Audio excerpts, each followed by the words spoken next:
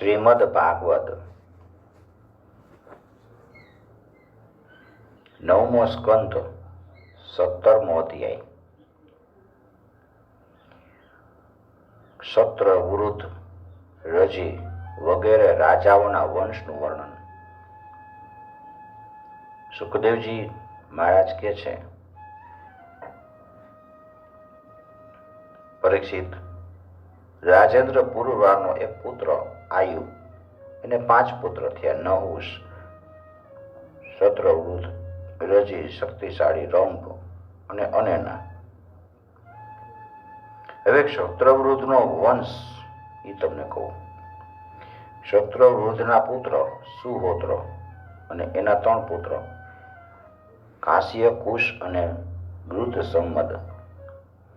ગૃધ સંમદનો પુત્ર થયો સુનક. આ જ સુનકના પુત્ર ઋગ્વેદીઓમાં શ્રેષ્ઠ મુનિવર શૌનકજી થયા.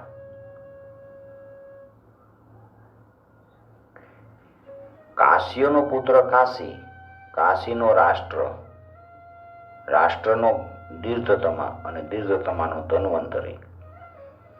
આ જ આયુર્વેદના પ્રવર્તક છે અને તેઓ યજ્ઞ ભાગના ભોગતા અને ભગવાન વાસુદેવનો અંશ છે.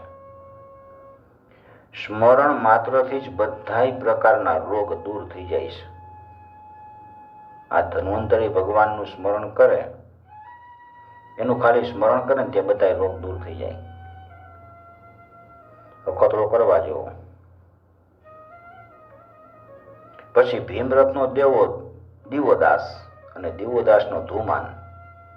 એનું એક નામ છે પ્રતરદન. આ જ ધુમાન શત્રુજીત, વત્સ, ઋતધ્વજ અને કુવલયાશ્ચ એના નામથી પણ પ્રસિદ્ધ છે. ધુમાનના પુત્ર અલર્ક વગેરે થયા. પરીક્ષિત, અલર્ક સિવાયના બીજા કોઈ રાજાએ 66,000 વર્ષ સુધી યુવાન રહીને પૃથ્વી પર રાજ ભોગવ્યું નથી. અલર્કનો પુત્ર થયો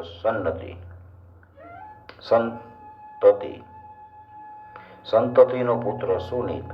સુનીતનો થયો સુકેતન અને સુકેતનનો ધર્મકેતુ અને ધર્મકેતુનો સત્યકેતુ.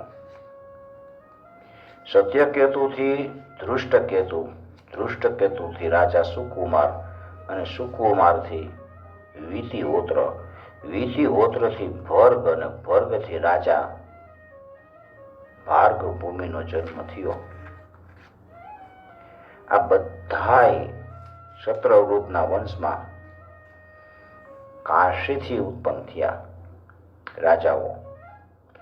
રંભના પુત્રનું નામ હતું રભસ. એનાથી ગંભીર અને ગંભીરથી અક્રિયનો જન્મ થયો. અક્રિયના પત્નીથી બ્રાહ્મણ વંશ આગળ ચાલ્યો. હવે અનેનાનો વંશ.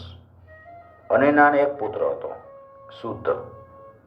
શુદ્ધનો સૂચિ, સૂચિનો ત્રિકકુદ અને ત્રિકકુદનો ધર્મસારથી, ધર્મસારથીનો શાંતરય. આ શાંતરય આત્મજ્ઞાની હોવાને કારણે કૃતકૃત્ય હતા. એને સંતાનની આવશ્યકતા નહોતી. આયુના પુત્ર રજનીના અત્યંત તેજસ્વી 500 પુત્ર હતા. દેવતાઓની પ્રાર્થનાથી રજીએ દૈત્યોનો વધ કરીને ઇન્દ્રને સ્વર્ગનું રાજ આપ્યું.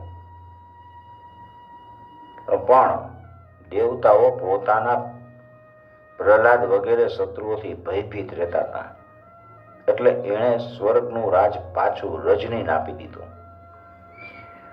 અને એના ચરણ પકડીને એમને જ પોતાની સુરક્ષાનો ભાર સોંપી દીધો.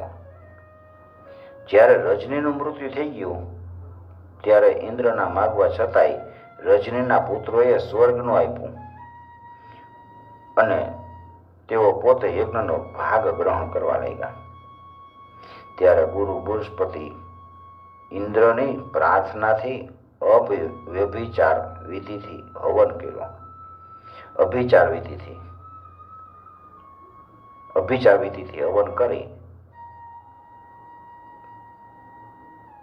એટલે તેઓ ધર્મ માર્ગથી ભ્રષ્ટ થઈ ગયા. ત્યારે ઇન્દ્રએ અનાયાસે જ એ બધાય રજનીના પુત્રોને મારી નાખ્યા. એમાંથી કોઈ ન બચ્યું. ક્ષત્રવૃદ્ધના પૌત્ર કુશના પ્રતિના સંજય અને સંજયનો પુત્ર જય થયો. જયથી કૃતથી રાજા હર્યવન અને હર્યવનથી સહદેવથી હિન અને હિનથી જયસેન નામનો પુત્ર થયો. જયસેનનો સંકૃતિ અને સંકૃતિનો પુત્ર થયો મહારથી વીર શિરોમણી જય.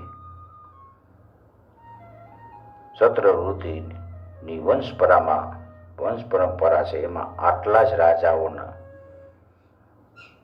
બધા થયા રાજાઓ. હવે નહુષ વંશનું વર્ણન તમને કહું છું. સંકૃતિસ્તસ્ય ચ જય ક્ષત્રધર્મા મહારથઃ ક્ષત્રવૃદ્ધાન્વયા ભૂપાઃ શૃણુ વંશ ચ નાહુષાत्. ઇતિ શ્રીમદ્ભાગવતે મહાપુરાણે પારમહંસ્યામ સંહિતાયામ નવમસ્કંધે ચંદ્રવંશાનુવર્ણને સપ્તદશોऽધ્યાય. શ્રીકૃષ્ણાર્પણમ સમર્પયામિ. ઓમ નમો ભગવતે